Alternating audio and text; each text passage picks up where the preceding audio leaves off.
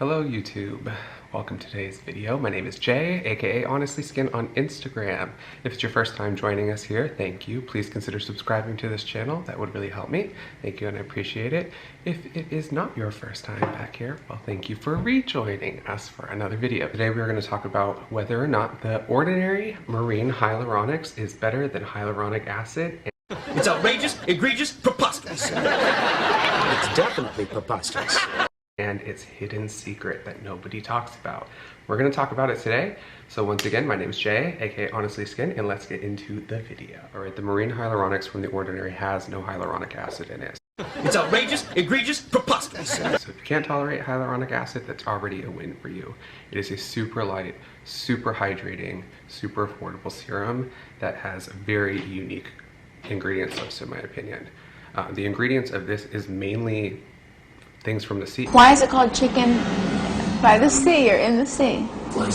Chicken of the Sea is the brand.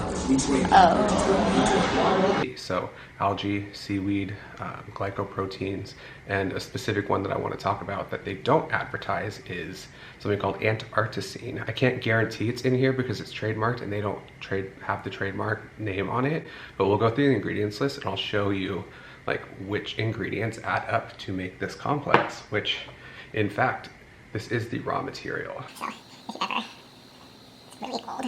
This label has come off. This is Antarcticine. This is an Arctic glycoprotein that was discovered, let me double check on where it was because it's a specific place.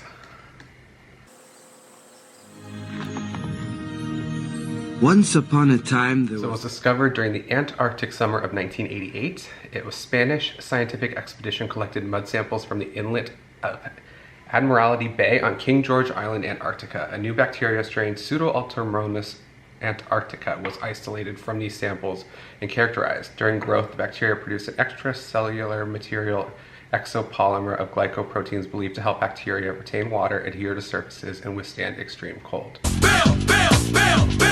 Bill by the science guy. Science rules. Well, it sounds like people in harsh winter environments would like this ingredient. Antarcticine helps the skin retain water. It also has a cryoprotective effect for the skin. It stimulates fibroblast adhesion, keratinocyte growth. There it is. Anyways. It also increases collagen type 1 and 4.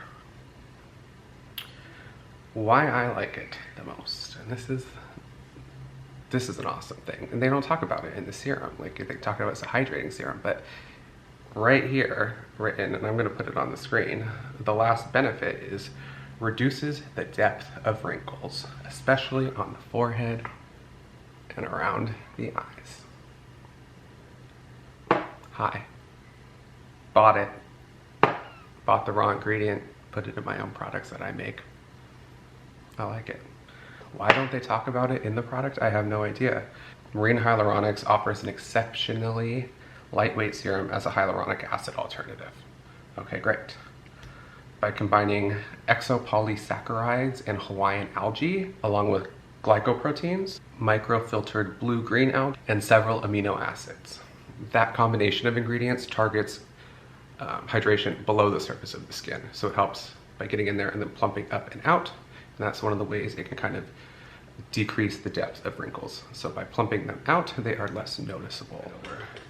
So if I put the ingredients up right here, we can go through starting from the top to the bottom, and there's going to be 3. You mean shenanigans? No.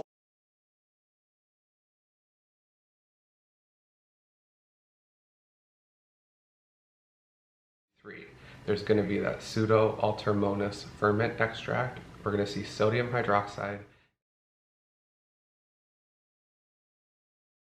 and salicylic acid. Not as an exfoliant. The salicylic acid in here is the preservative of the raw ingredient.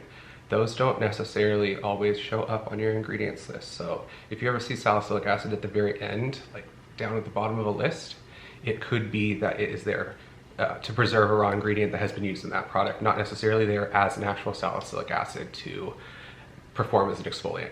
just how sometimes you see lactic acid at the end of an ingredients list, it's not necessarily there as an exfoliant. A lot of times it'll be there as a pH adjuster, either to, I mean, for that instance, if it's lactic acid, they want it to be more acidic. So they're trying to bring down the pH of, say, a glycolic acid or something like that into the range of where glycolic acid works. And that's probably because there's something in that ingredients list that is a higher pH that requires it to be brought down to the glycolic. So they add that lactic into, kind of like how citric acid would be in other ingredients lists. If you want to do the opposite, the sodium hydroxide that is found in this is lye. So it is super alkaline, which means it'll raise the pH incrementally, like pretty quickly. So I don't know, I have no confirmation from the brand. They don't pay for the trademark of Antarcticine, so we won't really know. But those 3 ingredients that are in this complex are in fact in this super affordable hyaluronic alternative serum. So do I recommend that you try that? I do. I recommend you grab it. I got this one at Ulta, I think, and I have ordered one from Deciem before. Deciem shipping has like, whew, they have stepped it up in the past few years. Things get from Canada to you within like a really reasonable amount of time. So I have no qualms of like recommending to order for like directly from Deciem's website, because sometimes people, like brands' websites are garbage. Their shipping is garbage. You think they were drop shipped from China or something. Like they take weeks and weeks and weeks and weeks and weeks after they've taken your money. And I'm just like, I'm not down with that. I am not down with that. So I appreciate that even though Deciem is in Canada, they get, I think I've had packages come within 3 days, sometimes 5. That's pretty fast. So, all right, so the Ordinary Marine Hyaluronics, in my opinion, contains this complex called Antarcticine, which can do a lot more than hydration, all the way down to stimulating fibroblasts, collagen, reducing the depth of wrinkles, especially on the forehead and around the eyes.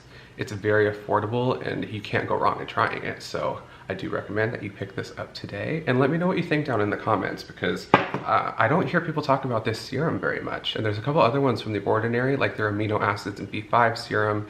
Ooh, that's kind of potent. That has like a warning on it about how it's gonna feel on your skin, but it's a great serum. Maybe I'll do a video on that as well. A couple other ones that people don't talk about is like the bee oil is a really interesting product. Maybe I'll do a little video on that. If there's any other Ordinary products or NIOD, or Hylamide, I miss Hylamide. I don't understand why they can't fold Hylamide into NIOD.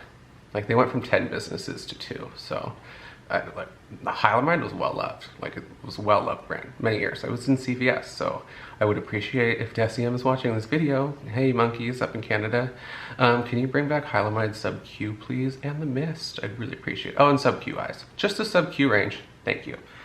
Well, thank you for joining me today for the video. I hope that you enjoyed it. If you have any questions about this product, the complex in it, or if you have any other things that you would like to ask, just drop it down below. I'll be happy to answer. And until next time, thank you for watching. My name is Jay, aka Honestlyskin on Instagram. Please consider subscribing to this channel, liking, following, setting the notification bell so you get notifications when I upload my videos. And until next time, have a good one. Bye. And keratin stimulates fibroblast adhesions and keratinocyte growth. Ah, blurg!